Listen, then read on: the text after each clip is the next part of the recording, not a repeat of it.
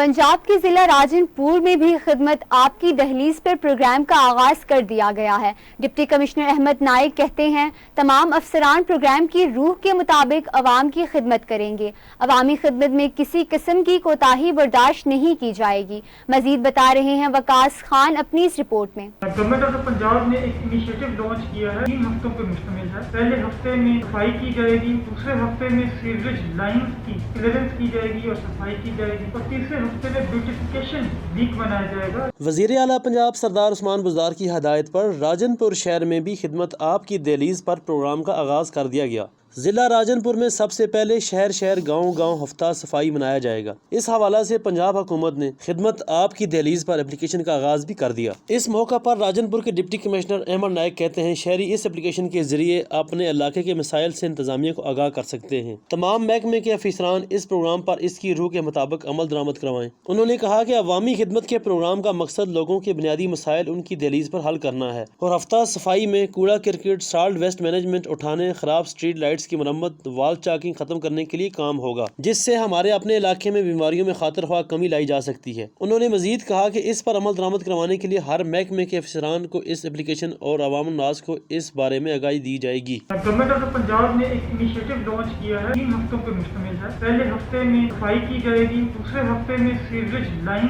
की क्लियरेंस की जाएगी और सफाई की जाएगी, और तीसरे हफ्ते में ब्यूटिफिकेशन वीक मनाया जाएगा।